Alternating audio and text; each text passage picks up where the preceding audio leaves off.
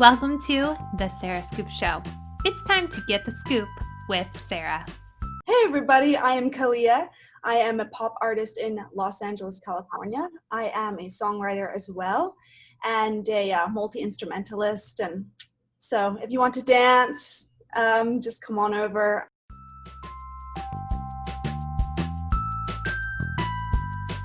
I am actually from the East Coast. So I was born in New Hampshire, and my mom is Canadian. So we spent our time between Canada and the States. But I started out actually as a musician. We'd always grown up singing and stuff like that. But like instruments were my first love, piano, and then I became a fiddle player in the Canadian Nationals. So I had a lot of fun with that whole crowd, and I still keep in touch with them because, we all love to stomp our feet occasionally, right? So, and then I moved to Nashville actually for songwriting and learned to play guitar there, bought my first guitar at a pawn shop. So songwriting has always been a part of my art, and I started over to become more of like loving visuals, and I've always been a visual artist as well. But the thing is, like, I loved what Nashville taught me, but I moved to LA a year and a half ago, and there's just a freedom with music here. I love it so much. Everyone is okay with whatever, what other people do. Like, I love that. I'm able to hopefully come up with like old Britney Spears melodies, because who doesn't love jamming to that kind of stuff? So so that's kind of where LA kind of stole my heart.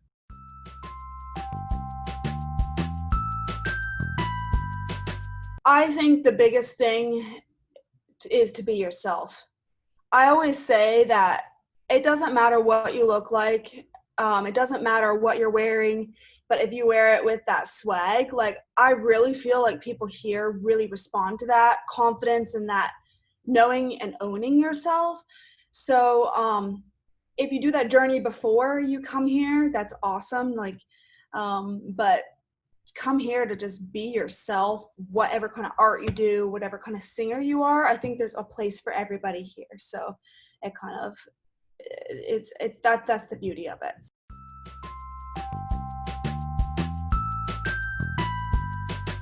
I had actually grown up in a very different kind of childhood, where we weren't allowed to listen to a lot of kind of music. And so it forced me to understand the beauty of what an instrument without drums, without all the hype around it, like what beauty an instrument and melodic like phrases and stuff like that. I know it's getting a little bit too it's getting a little bit technical, but it's like the beauty of a Bach or Mozart or whatever. I think I fell in love with melody before anything else, and that's what I kind of feel like pop music is yes, lyrics are great, but it's all about those melodies and that singability. And so I think that's what led me from being a musician, falling in love with music due to melodies, and coming to where I am now, where I'm actually able to write the melodies.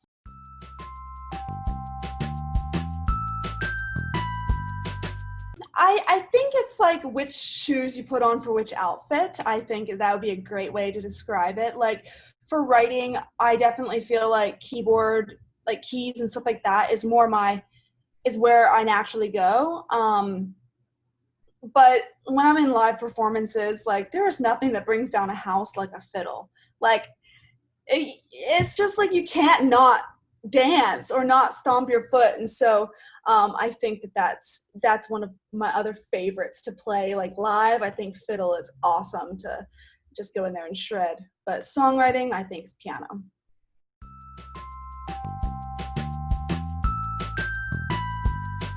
I would definitely, like, I've when I've been pitching my music, they say it's definitely like pop. It's straight pop. But I kind of think that pop has so many facets of, you know, you have your band pop, you have your powerhouse vocalist pop, like you have all these kind of things. And I think that I kind of fall in the middle between being a singer-songwriter and being like a power vocalist. My producers have actually encouraged me to be less powerhouse in vocals. So I just because it brings in a little bit more vulnerability into a vocal and stuff like that. So I think I would say right in the middle between a singer songwriter versus like an artist. Like,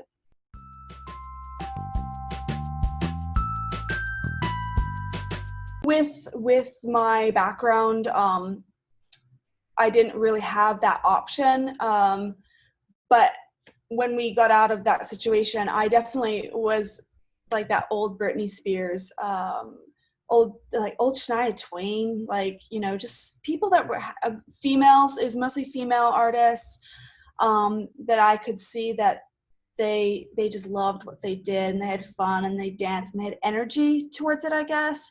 So for me, it's always been about the songs versus like one artist. Like I might love five songs from that artist, and you know, five songs from different artists. So it's kind of my love affair with music. Is I'm a song chaser.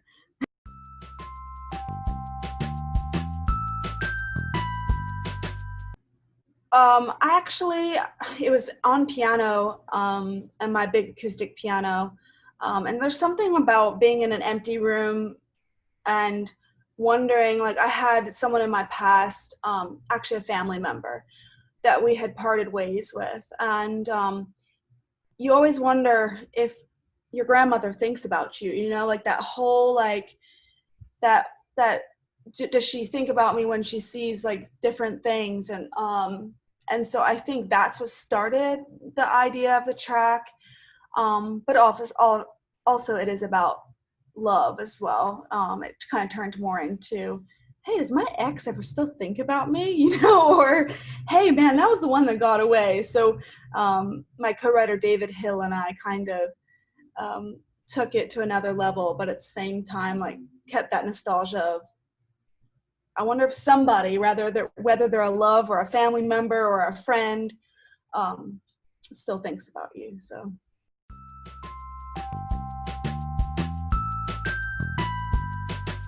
It was really quick. Usually it takes a lot of planning. Like the new single that we have coming out is a much bigger production, but it was right at the top of the pandemic. So my manager for my team came in and she says, let's just shoot it on an iPhone. Like, let's just keep it simple. Cause sometimes I go overboard and I'm like, let's get the dancers and let's get this. And sometimes like for a song like Think About You, it's that simplicity and that vulnerability, and that, cause that's where I wrote it. It was on that piano. So to bring that back in, and the house is in Nashville. So we flew back to Nashville and did it there. And it was kind of that vulnerability to like film in a house, in your own house, you know what I mean? So it was for me, it's a lot of preparation because I'm very short, and we know as girls, like sometimes if you're short on video or photos, it kind of, you have to be very lean. And so I'm always like one of those ones that prepares for a long time before. And we were just like, no, let's just go with it. Let's just flow with that energy. And we did. And it really was so neat to film like that, you know, just with that freedom.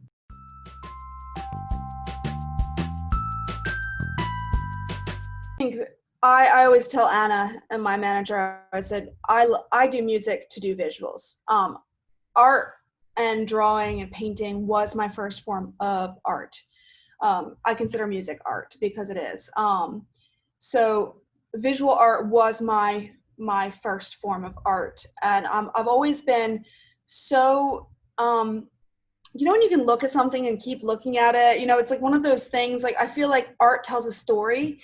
And so the music video allows you to kind of put your own art like another layer of art, let's just say that, on top of what's already been done. And you know what's also incredible for me is to hear fans say that they thought like something different of a song than I did.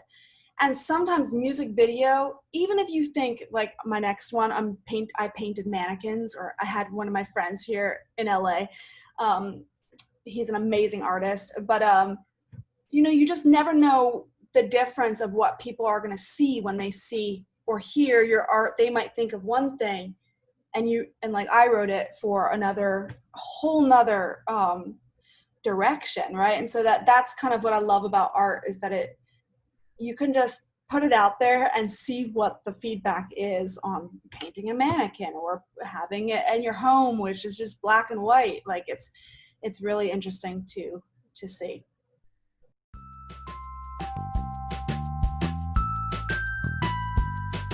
We actually have 2 singles coming out within, I know one is pretty much ready to go.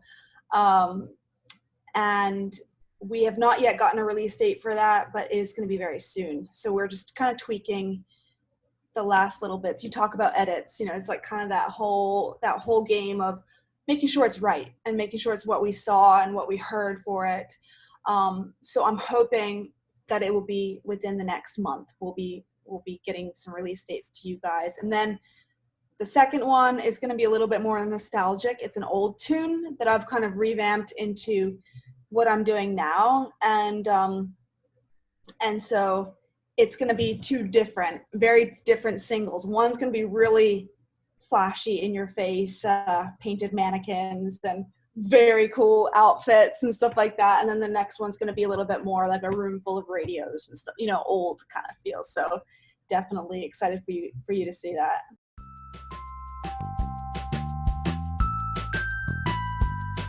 I love being able to, like, so in the writing aspect, when I'm writing a song, I'm seeing the music video. If I don't see the music video in my mind's eye, like, I don't know if the song for me is that good. So if the feel of the song makes me think of a music video, I think my most favorite thing is working with when I'm in the studio booth, and I've got my headphones on, and I'm just able to hear that song come to life. But I will say, I really, really enjoy the shooting of the music video, which can be super stressful on shoot day, and then editing it afterwards. So I think those would be equal, like working the video, but being in that sound booth with the producers that you trust and stuff like that is just one of my favorite places to be.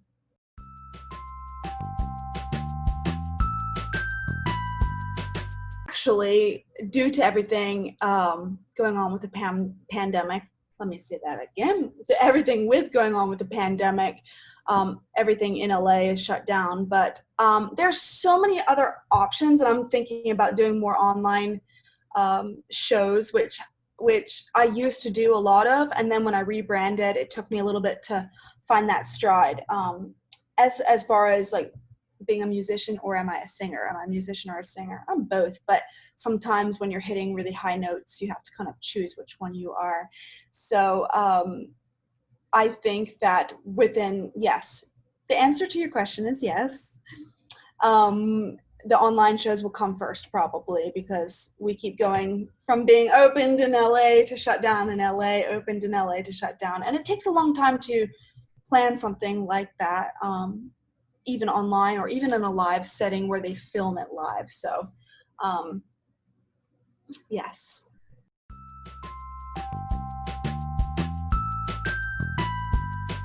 I actually have done a lot of thinking about that. When I first moved to LA, it kind of took me through this whole journey of, because out here it's very fast paced and people are always wanting to know the answer to that question. And I realized that my biggest thing that I absolutely love to do is write and create art.